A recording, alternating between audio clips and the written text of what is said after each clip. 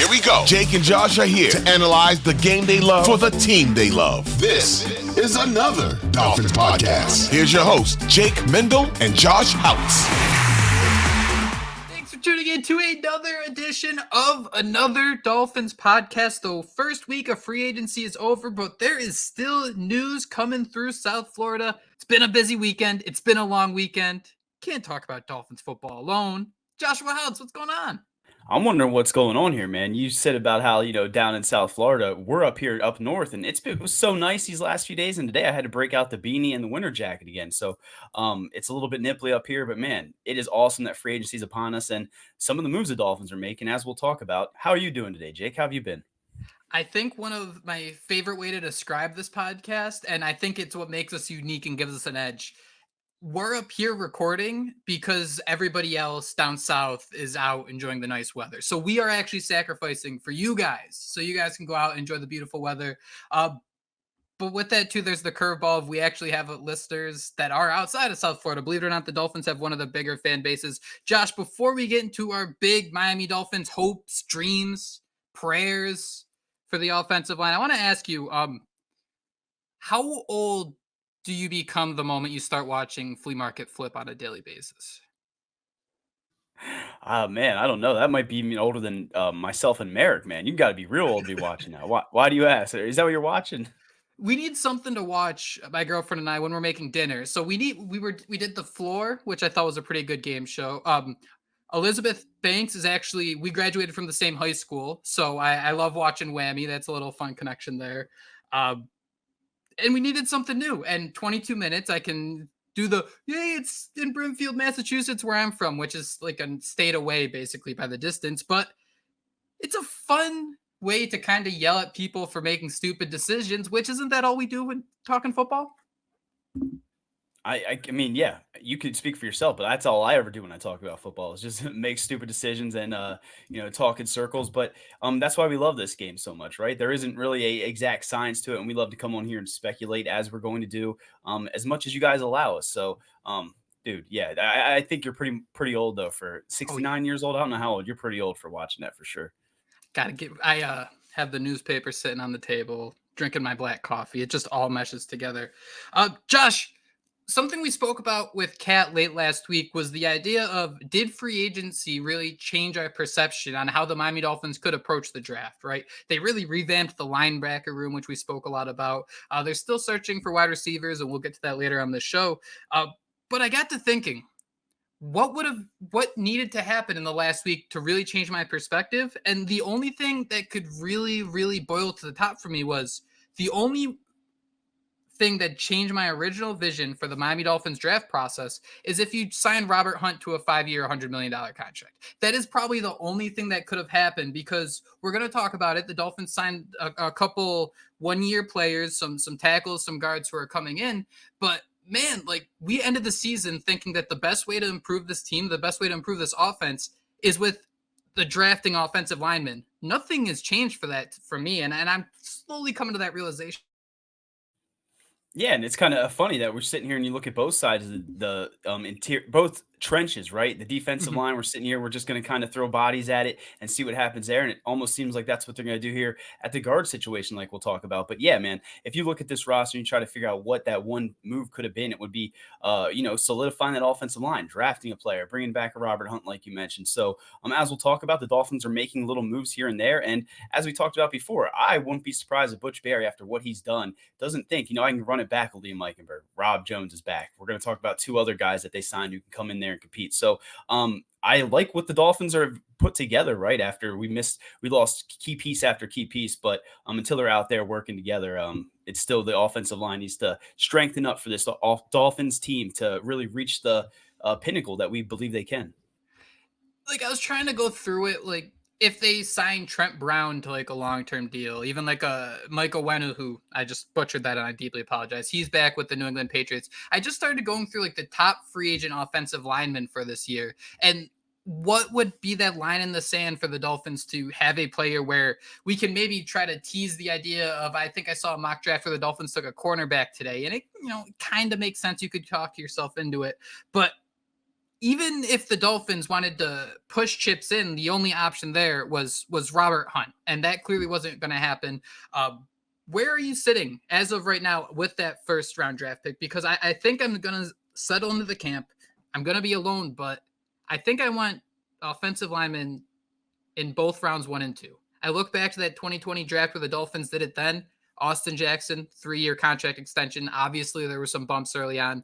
Struggled to really find his rhythm, but I think we can agree he kind of has. And then we just mentioned it. Robert Hunt getting a 5-year, $100 million contract. I think after that first week of free agency, Josh, that's where I'm settling into.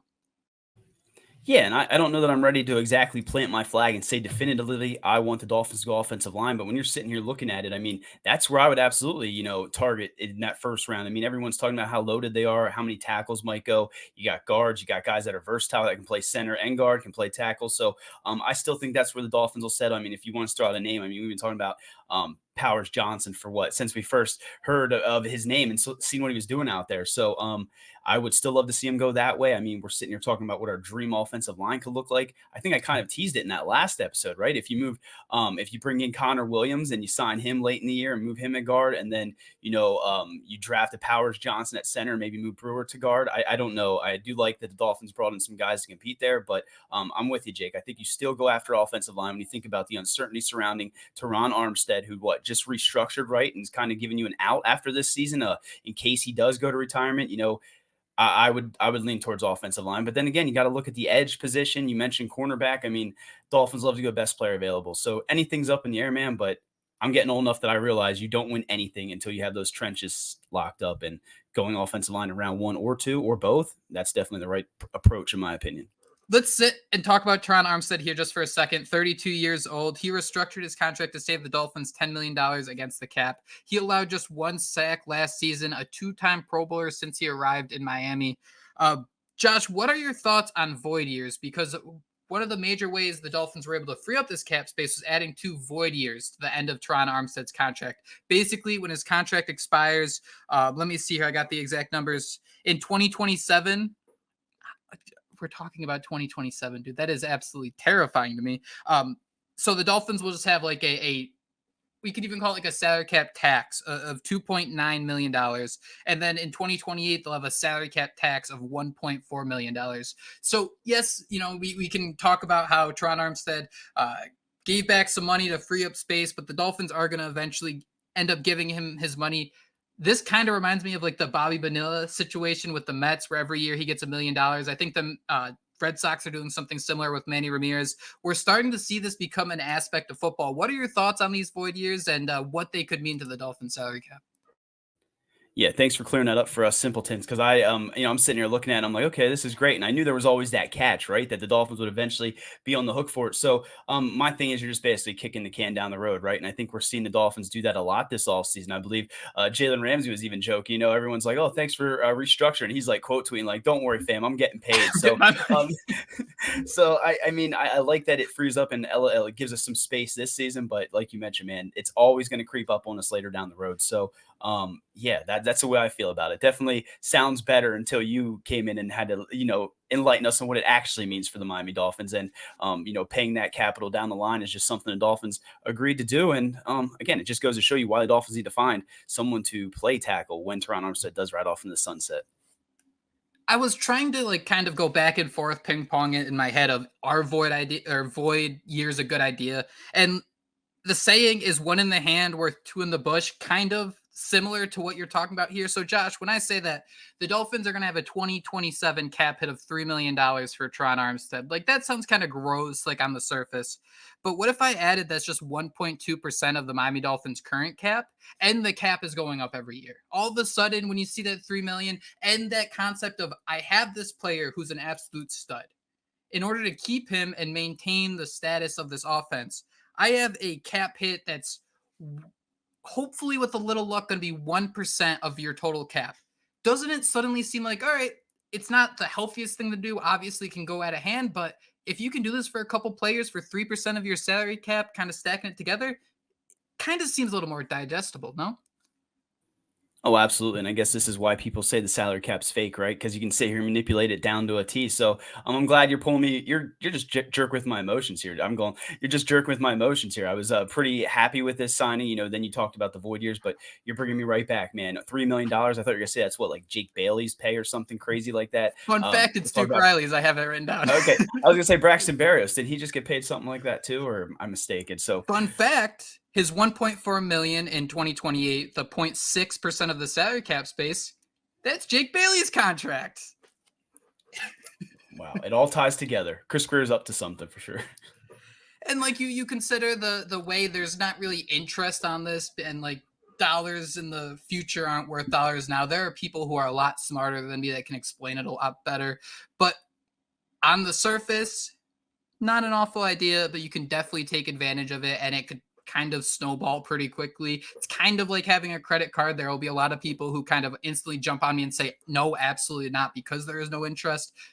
I just can't think of the best way to explain that. But Josh, so he played 47% of snap, 48%, we'll round up and be nice, percent of snaps last year, Tron Armstead. I was actually kind of caught off guard. I thought he played slightly more. So 32 years old, 48% of snaps. He played 65% of snaps in 2022, and we were calling him injury prone then. What did the Dolphins need at left tackle? You have to assume that despite having I think the Dolphins sit at $4 million in cap space. They have the lowest in the league currently as we're recording this on Monday.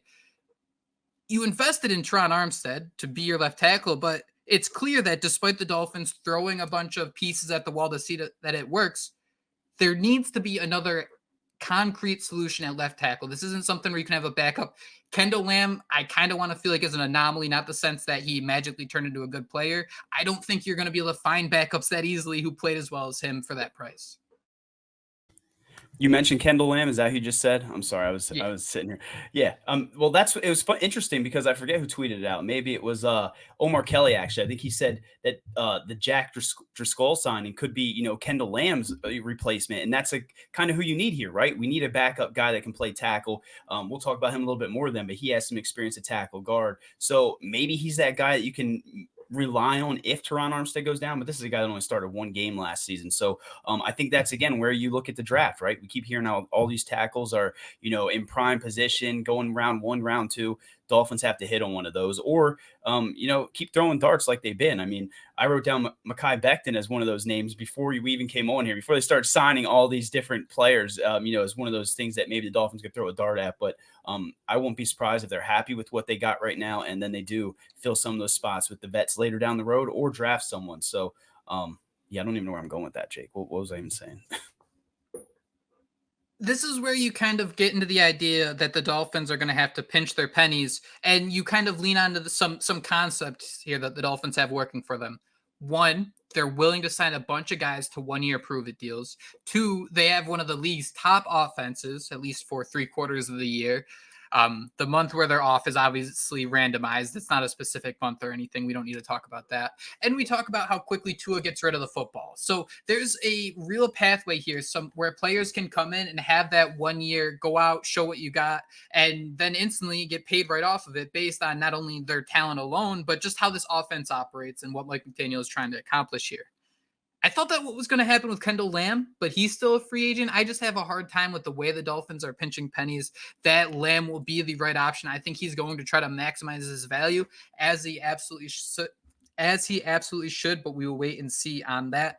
This is why I think drafting, maybe if perfect world, if you could nail that center or guard in the first round, second round, if you could find that tackle of the future who you could kind of talk about being that growth piece, you can let them quote unquote sit the first year, even though, Josh, the Dolphins started what?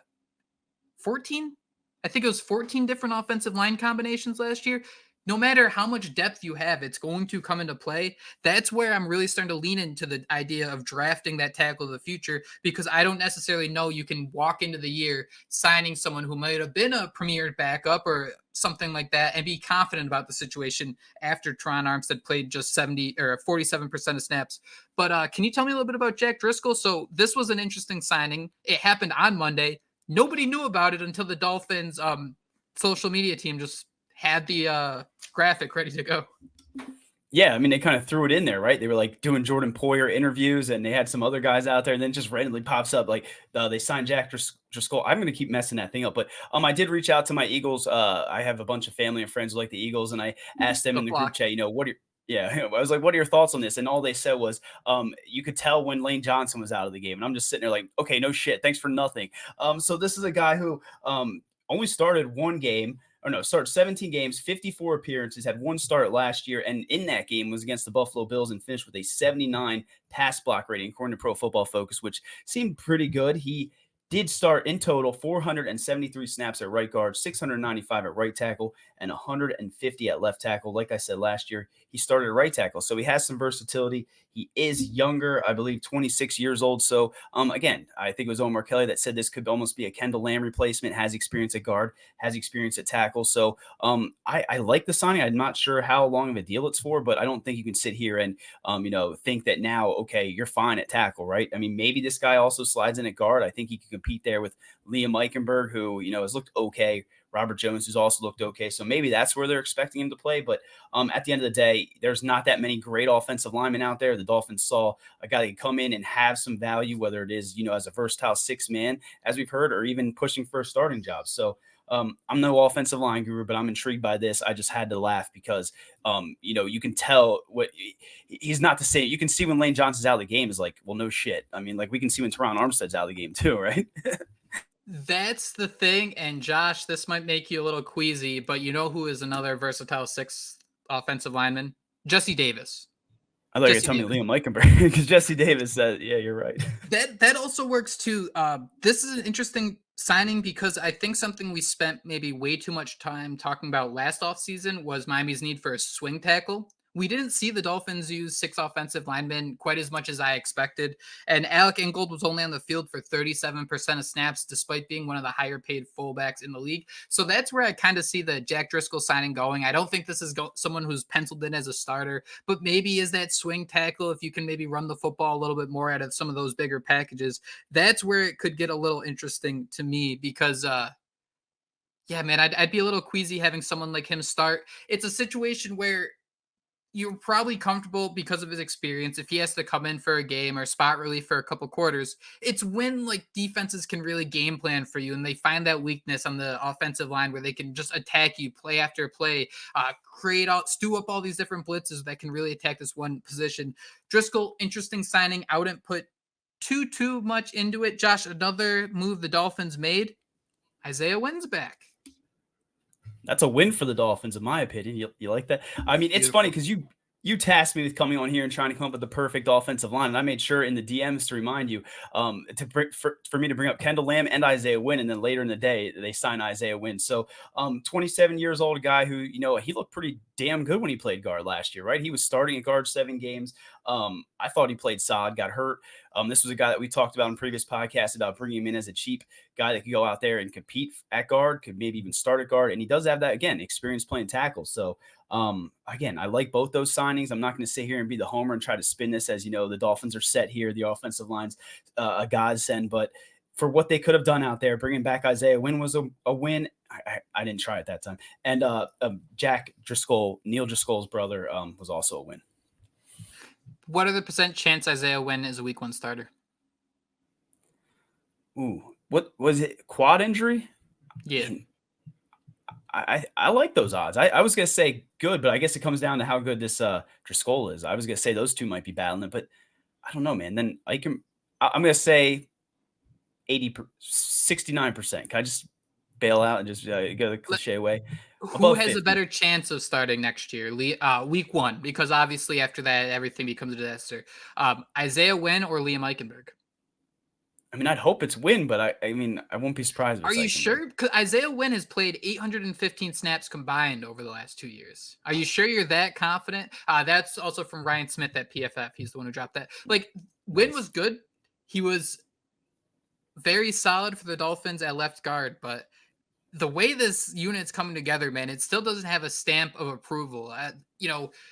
If you're staying the same, you're not getting better. That's kind of seems like what's happening here with these signings. The Dolphins are nowhere near done. Don't get me wrong. But right now, I think I'm in the field of to be continued. I don't think either of these guys are going to be the starters. I mean, I like that, and you do have to sit here and mention how they could bring in Conor Williams, who could also come in and start and do things there. And I do have to say, regardless of who it is, I feel a lot better, and I think I can speak for you as well. We have Butch Barry now. I feel like he can get the best out of this offensive line, as crazy as that might sound, and we've talked about before. Just throw two guys there at guard and get the most of it. So let's see the way this battle goes down. But I think you're right. You really can't feel too confident going into this with the injury concerns that almost all of these guys on that offensive line come with. So Isaiah Wynn played 35% of snaps last year. Kendall Lamb, 55% of snaps. Eichenberg, 74% of snaps.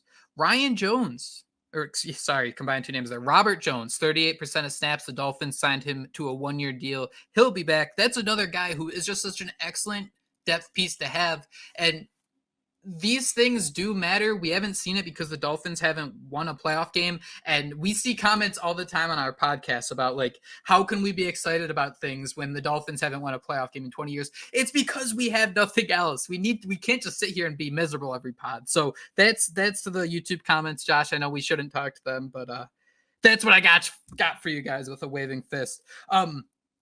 But Robert Jones, he started a playoff game for the Dolphins. That is so super valuable to have him back on a 1-year deal. Like I said, he might not be a week 1 starter, weirdly enough. And obviously the aqua and orange glasses are on. I could see him growing into being that guy just because of how much he's worked with this team, how much he's worked with Butch Barry. And it's just growth. It's about really trusting this coaching staff to see these guys that develop over time and become starters. The name I kind of squished together there, Josh, he was signed to a futures deal at the end of last year. People were pretty mad that the Dolphins drafted Ryan Hayes super early in the draft as a 6th-round pick, and then they let him go just for him to then hit free agency, re-sign to the Dolphins practice squad. So he's back in town too. Any of those names really on your radar in terms of could possibly be a starter or someone as like a supporting actor maybe for next season? Yeah, I mean, I could definitely see him being a supporting actor. I mean, I'm not going to sit here and say that Ryan Hayes is going to be starting in the NFL. That would just be crazy. But yeah, I do think it is funny, though. That's just the Dolphins' way, right? We get overly hyped for an undrafted A corner, a late-round pick. He gets cut. Well, I'm guilty as anybody of this. Gets cut, then wants him to come back. So we'll see what happens. Again, you got Frank Smith, who has the familiarity, with the offensive line. You also got Mike McDaniel, who knows a lot about it, and then Butch Barry. I mean, these are the same people that we all kind of scoffed at when they're moving Conor Williams to center with little experience. So I'll trust the process. I don't know that any of those names truly stick out, but when you're looking for just somebody to back up, to learn the system, and to come in there in a squeeze, because like you said, man, we went through 14 different configurations last year. All of these guys, based on last season, could potentially be out there. So everyone needs to be ready. It'll be real interesting to see the way this depth chart lines up, right? Which of these guys they have as the listed backup guard who, could also play tackle, and who's listed at tackle and vice versa. Because maybe, just maybe, Butch Barry sees one of these guys, and I know it might sound crazy, but they're 26, 27, and they could think, maybe we have someone that can groom and, learn the system and be ready to go when Armstead does ride off into the sunset. But either way, I feel much more confident in the offensive line today and even last year than I have in years past. And I don't know. That's just definitely the blind Dolphin fan to me. My apologies. Ryan Hayes was a 7th-round pick. One final note here I have, Josh. I'd like to get your thoughts on this, and then we can run through some guys you kind of have on your radar for the Dolphins to sign. So if I was to tell you that Anthony Brewer is 6'1.5", if I was to tell you that Isaiah Wynn is 6'2", Conor Williams is 6'4", and Robert Hunt is 6'6", how different is the Dolphins' offensive line going to be looking next year? That just looks like you're almost like a pulse or something going. Yeah, I mean, and is it like, are they trying to build it this way? I mean, that's the interesting thing, right? I mean, you're obviously going to have the best players out there, and whoever wins it can. But it almost strategically seems like maybe they're bringing in a smaller center so Tua can see the field better. But that's just us spitballing. So it's going to look a little bit different, right? I mean, it's going to look different. We have a brand new center in town. We're going to have potentially 2 guards. So dude, yeah, I'm intrigued. I'm intrigued to see what happens. I did have a bunch of names written down because we were going to do this, but after these last signings, I don't know how much more bodies they're going to bring in, but I do still have some names down if you want me to throw them out there. Give me some guys who we could instantly bring up and we could be like, yeah, he could start, because I think that's where the Dolphins are right now. We could The best thing I think you said about the offensive line today, Josh, and I think it speaks to what Butch Barry has done. You're like, yeah, I go through these names, nobody sticks out. That's all you want in your offensive lineman, right? Because if somebody sticks out, he's probably really bad more than anything else. So that's kind of an interesting nugget too you pulled off.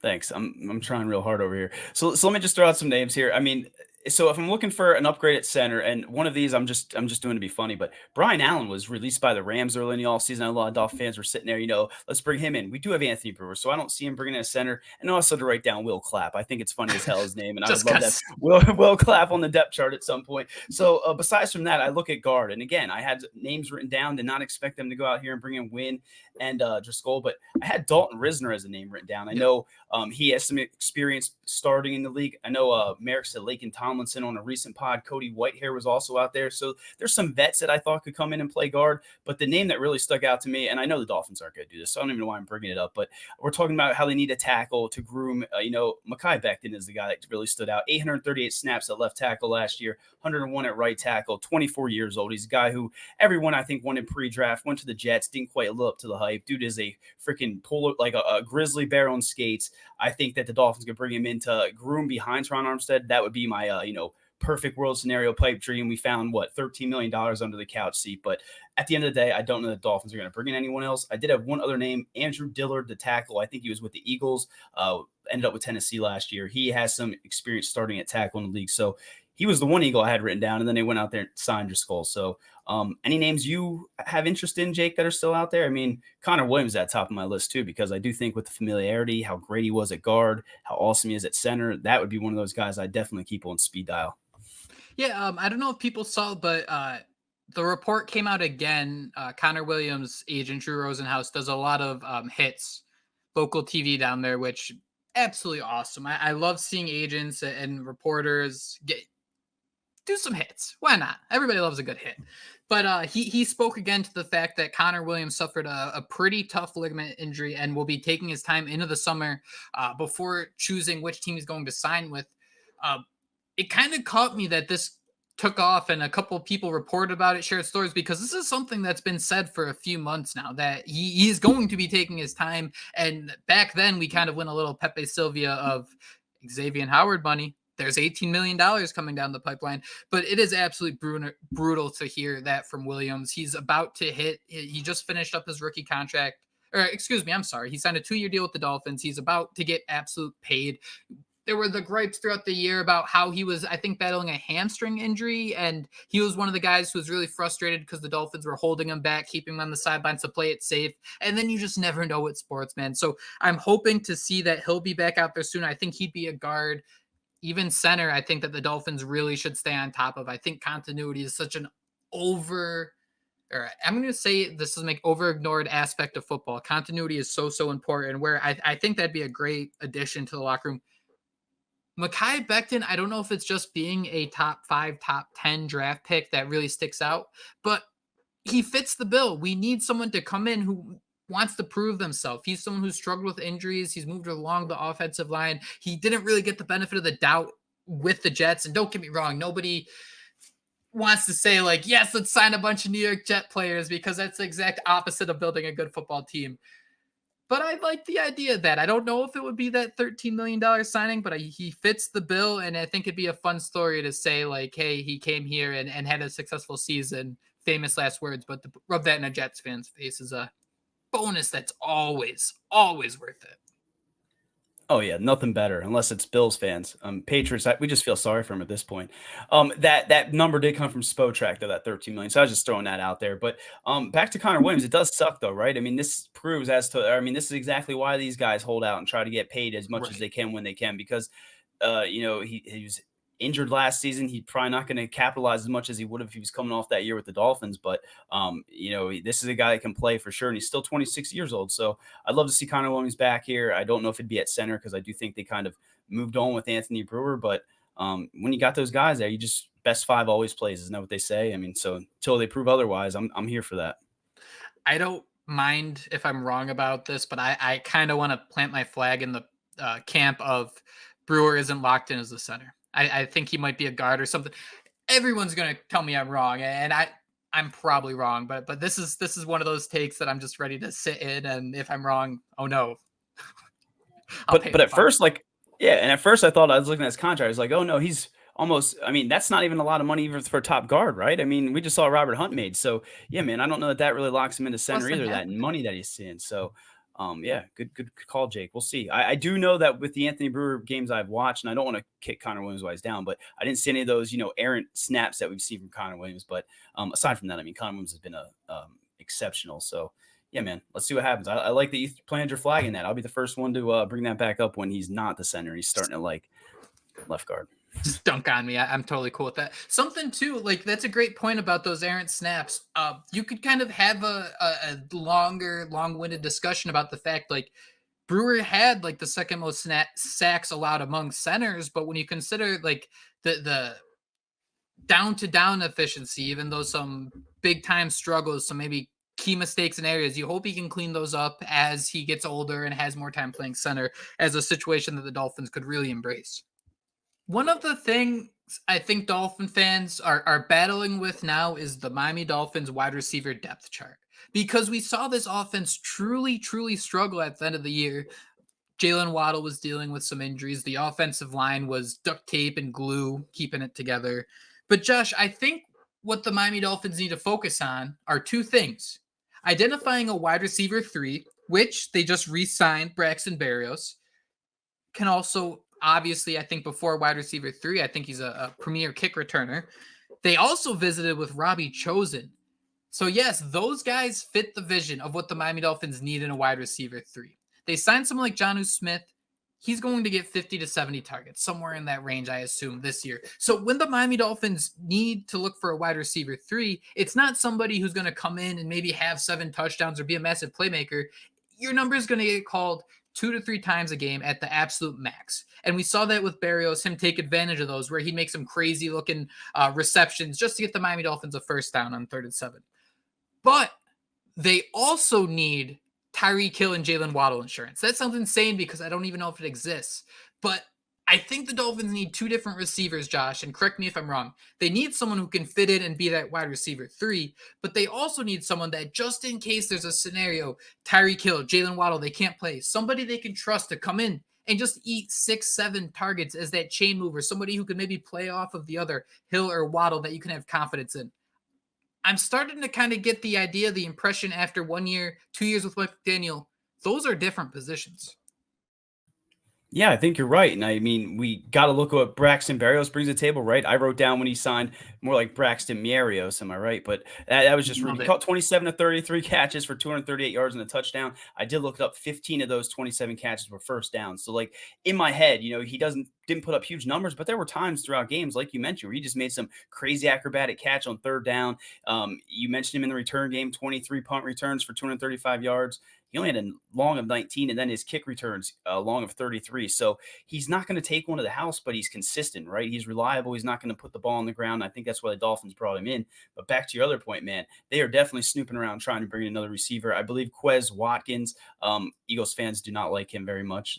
I've also asked them about him, but it looks like the Dolphins are trying to bring in a guy, like you said, that can, become a viable third option, but also fill in and really, I don't want to say have this offense not skip a beat, because let's be honest, it's going to skip a beat when Tyreek or Jalen Waddle's out. But you kind of remember with Robbie Chosen, he has some of that speed. He could take the top off defense a little bit, but he's not in the same stratosphere. So I don't know what they're going to do there. I don't know how you replace either of those guys. They'll probably turn to the draft. I know a lot of Dolphin fans are now starting to look at wide receivers in round 1 and things like that. I don't know how they'll go, but I think you're right, Jake. I think those are 2 different positions, and they at least got one of them locked up with Berrios. At least they can get by for this season, right? I mean, he's okay. I just feel like we all expected him to take his game to the next level with Wes Welker. Maybe that was just us being naive Dolphin fans. I think it's us being naive Dolphin fans, but I think it's just kind of the lack of volume available to let someone be a Wes Welker. Like, do you want Braxton Berrios to be Wes Welker, or do you want Tyreek Hill to be Wes Welker, right? Like, the decision's kind of already made there. A stat I think that is super interesting. You brought up Quez Watkins, Barry Jackson of the Miami Herald, the GOAT of South Florida reporters. He mentioned that the Dolphins are sniffing around Quez Watkins, primarily a slot receiver. I think the reason Eagles fans hate him, Josh, I didn't have to snoop too far about this. Let me read you his postseason stat line. All right, you ready for this? He was targeted 4 times and he had 3 receptions. How many yards do you think he had? I don't know, but that right there got me laughing. No wonder why they don't like this dude. 12. He averaged 4 yards a reception, and that seems pretty frustrating. It's kind of the same dynamic, right? Someone like Quez Watkins, he was with Devontae Smith and A.J. Brown. It's just learning how to kind of feed off those 2 guys and attack open space. I think Quez Watkins more fits into that Braxton Berrios mold of maybe a wide receiver 3 who you could maybe lean into having 1 or 2 catches a game, but I don't think it scratches that itch of like, you want someone who can go full like NBA Street. You want someone who can go, oh, he's heating up. He's on fire. Like that type of thing. Someone who's going to catch 3, 4, or 5 balls and really turn up what's happening in the game, force the defense to do something different. And that might be the biggest weakness of this Dolphins offense. We could argue that Jonnu Smith might be that guy, but I do think that isn't necessarily the answer as someone who can kind of absorb targets like a Tyreek Hill and Jalen Waddle. And don't get me wrong here. I'm not trying to, you're not going to find anyone, a wide receiver that's within maybe 30 rankings of Tyreek Hill and Jalen Waddle as a free agent. Not even close, but I just mean someone who can be a possession type receiver. Yeah, and I love that you brought up Jonnu Smith because that is who I kind of originally thought would be that third option in this offense. You know, you just picture Tyreek and Jalen and everyone just going after them. You just see Jonnu like crossing over the middle. He's wide open. So nobody behind him. I no, nobody behind him. I see what you're saying, and I just don't know who could be that person out there in free agency, right? I mean, it almost looks like, okay, I'll let you say it. I wrote down Mecole Hardman. I've jokingly written him down because I've very much liked Hardman ever since he's been a rookie. But who are you gonna say? Who's the guy? I'd love to put someone up to a heart rate monitor just so I can see what happens when they say Mecole Hardman, who is apparently giving out game plans to opposing teams while with the Jets, or Michael Thomas. You telling me that can't guard Mike? You telling me Slant Boy in Miami wouldn't fit perfectly? He kind of fits the mold of what the Dolphins have in Teron Armstead in a weird way, where I think Michael Thomas could be someone who he's not going to come out and ball for 17 games. And I don't mean that disrespectfully. He's been in the league forever. He has a bunch of volume, but if the Dolphins are in a situation like they were late in the year where Waddle's not necessarily on the field, you need someone to take like 6-7 targets, maybe beat their guy outside to get an extra 6-7 yards to convert a first down. Michael Thomas has even said he'd like to play in Miami. Like, this is fan fiction for sure. The Dolphins only have $4 million in cap space. But if he doesn't have a market, man, that's the guy I think could come in and have maybe like 2-3 games that we just talk about for years, that the Michael Thomas games in this Dolphins offense, I think that is very possible. Yeah, and you brought that up like pods ago. So shout out to you because I think Ocho then was doing a pod or one of his things, an appearance where he sat there and said about how he'll reach out to Michael Thomas and get him to Miami. So I don't know that he's fully healthy yet. At least that's what I gathered from that tweet. But yeah, man, if you can sign him and he wants to come here, I mean, sure, that sounds a lot better than Mecole Hardman. I was just kind of joking with that anyway. There's also DJ Chark out there, but that's another guy that might get up there in price. And I know a lot of people keep talking about Josh Reynolds as another option.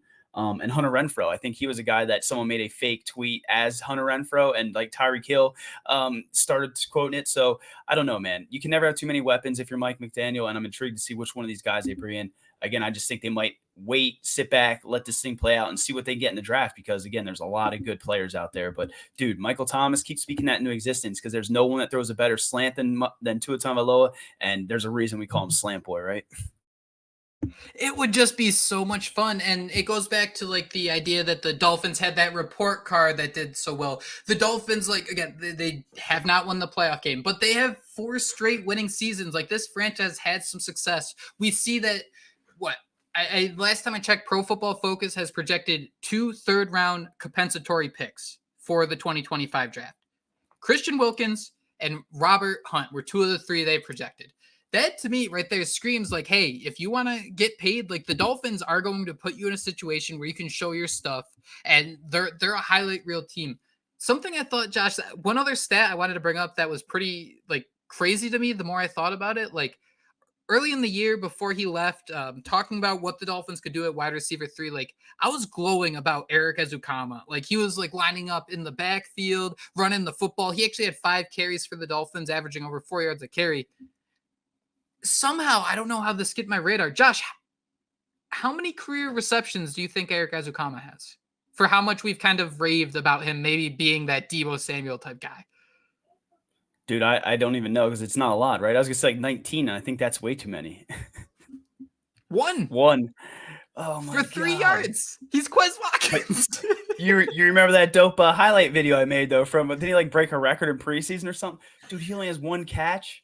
That blew my mind because, he was an absolute baller in the preseason. And I think just like, I mean, in a year, we talk about 150 to 200 players easily. I think we just kind of balled together like the success he had in the preseason. Yeah, he didn't have a reception in 2023. His only usage was as a ball carrier. So that just kind of goes to show how much we forget when covering this game. Yeah, or how much we hype up some of these guys, right? Right? But again, that's a name that you threw out there, right? We're all overlooking Eric Ezukama. Maybe we should. Maybe we can't really rely on him after, the injuries that he suffered last year and how it kind of just came out of nowhere. But like you said, man, they seemed like they had a role in mind for him, the way he was being utilized in motions in the backfield, things like that. So we joked that might be our Deebo Samuel. I would be intrigued to see that. But again, you need to have someone else that can show up and show out. And as of now, I just don't know who that is if Tyreek Hill or Jalen Waddle went down. Joshua, Monday is in the books. I had an absolute blast talking some Dolphins football with you. I hope everybody out there enjoyed listening. I hope you all like my new hat, corduroy and cream. I think those are 2 words that 10 years ago, Jake would kind of be beating the crap out of me for. But if you want to check out the hat, 560 WQAM, we put all our shows there. Seen a lot of traction on the YouTube videos lately. We greatly appreciate that. Joshua, do you have any final words before we wrap up here? Just thank you guys. I mean, like you mentioned, man, we're seeing traction on YouTube. We still see everyone listening to our podcast. So again, we say it all the time, but there's no us without you. So thank you for giving us a platform and letting us talk about the team that we love. And thank you, Chris Grier, for giving us something to talk about, right? We all sat here coming into this all season thinking doom and gloom. Even after that first, 4 hours, I was sitting there tweeting my little Michael Jordan crying emoji jumping off the rafters, but things are starting to come together. We all see the vision and, it's only March, Jake, but you and I were hyped as hell right now, and we're going to be hyped all season long. So continue to follow along here and enjoy the podcast. I don't know what I was doing with that, man. Thank you all so much for listening. We will be back soon with another edition of Another Dolphins podcast. But until then, fins up. Fins up, baby. Fins up.